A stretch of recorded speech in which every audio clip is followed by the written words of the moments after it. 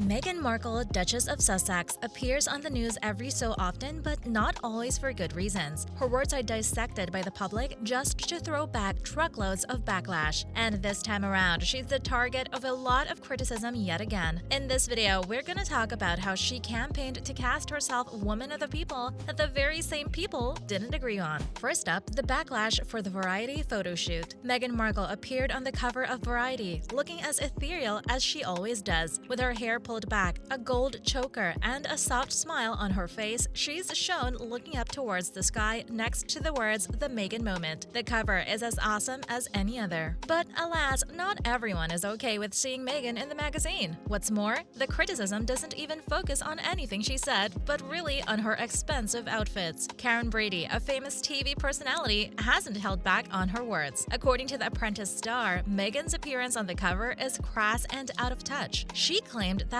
the shoot was another miss in Meghan's efforts to portray herself as a down-to-earth individual. While Brady agreed that Markle looked beautiful in the pictures, she wondered if it was really that important to show up in such expensive outfits. She listed each brand's outfit and its cost to prove her point. Markle's Carolina Herrera frock was worth over £2,700, and her Jason Wu dress cost around £4,400. Sure, that's a lot, but it's also quite normal for the people on covers to be dressed up in designer clothing. But that didn't matter to Brady. She felt it was hypocritical of Markle to be flaunting such expensive garments at a time when the cost of living was rising drastically in the UK. Next up, Meghan's more feminine outfits. Like most Meghan Markle interviews, her Variety cover is making waves in the world. Everyone has something to say, and they're letting it all out. Karen Brady wasn't the only one who didn't appear too convinced with the cover. According to the public, her more feminine outfits were chosen to appear more approachable than she had in the past. Laura Crick's column in The Telegraph stated that Markle's power play is simply an attempt to appear like the girl next door. Unlike her cover for The Cut, on which she appeared with her hair sharply pulled back and stared directly and intensely at the camera, the Duchess chose a different approach for Variety. On the other hand, Crick's insistent that this is all in an effort to seem softer. Get this, she went as far as to claim that the Variety team probably looked up pictures of saints before deciding on Markle's pose for the cover. That's a bit far-fetched, but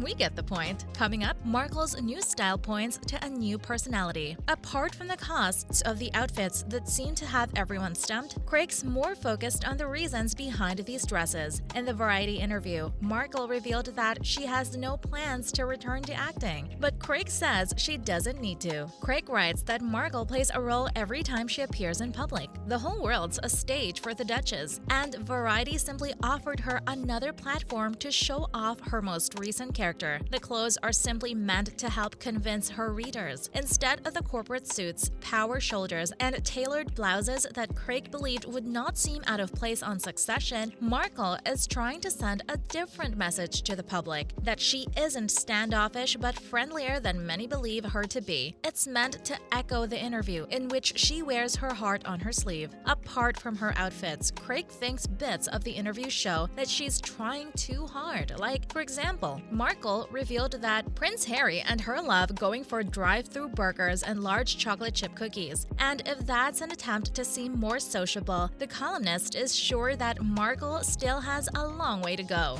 Following up, Whoopi Goldberg slams Markle. Meghan Markle's name can almost always be found in the news. Apart from her appearance on the Variety show, she's now receiving backlash for expressing how she felt about her time on the game show Deal or No Deal. On her Archetypes podcast, Markle revealed that she had felt like a bimbo and nothing more than a pretty object during her time as a briefcase girl. And she wasn't alone. Even the host of the show, Howie Mandel, defended her statements, saying he had felt the same. It's why he left the show to be on America's Got Talent instead. But Whoopi Goldberg doesn't see it that way. The actress claimed that the Duchess had made other women who had been briefcase girls feel bad. Goldberg felt very strongly about Markle's comments and added that none of the contestants or audiences were there to look at her but only to win money. Goldberg believed that the objectification the ex-actress felt stemmed from her own view of the position. Plus, Markle should have known that performers sometimes have to do what's required. While we kinda get what she's saying, we think Meghan should be allowed to regret unfulfilling roles now that she's doing so much better. It's her life after all. Next up, what does Meghan have to say about it all? Meghan Meghan Markle recalled her time on Deal or No Deal in detail on her podcast. She didn't have many fond memories of the show. As someone who had worked as an intern at the U.S. Embassy in Argentina, working as a model didn't seem to cut it. She recalled being lined up backstage with the other girls before filming would begin. And right after they'd walk out, the girls would move from station to station, getting their makeup fixed, bras padded, and being offered spray tan vouchers as well. Women walked by asking Meghan to suck it in. None of these sounds all that great to us either, so we can see why Meghan felt so awful. But the backlash from her statements has seen no end. A source close to Meghan has finally revealed that she doesn't regret her statements about her time on the NBC game show. In fact, she's quite disappointed by all the negativity that she's gotten over recalling a few unpleasant memories. The source added that it's not easy for Markle to deal with the public's fanatic opinions, and as always, she's shrugged her shoulders in response. The Duchess has now moved on and hopes that the public can do the same. And honestly, we hope so too. Coming up, restaurant worker recalls meeting Meghan. Meghan Markle's name recently popped up in Michael Azzelina's new book, Your Table is Ready, Tales of a New York City Maitre d'. Azzolina was a maitre d' at Le Coucou for 2.5 years, during which he met a bunch of famous people. And the name that's making the news belongs to the Duchess. In the book, Azzolina recalled the time when Meghan Markle and her aide arrived at his restaurant where they demanded a private table before she became a duchess. But there were none, and that's what Azzolina told them. That's when things got weird. The aide demanded special treatment for Markle and claimed that the table was for the future Duchess of Sussex. They insisted that they needed the table for someone who was dating Prince Harry. Azzolina wanted to laugh at that moment. He didn't care about Prince Harry's date, and he was not fond of the attention the aide was drawing by arguing with them. He added that for the entirety of this interaction, Meghan Markle stood silent and aloof, leaving the matter in her aide's hands. While this moment doesn't really paint Markle in a very bad light, we never expected her to be name-dropping her beau. Celebs really are just like us, aren't they?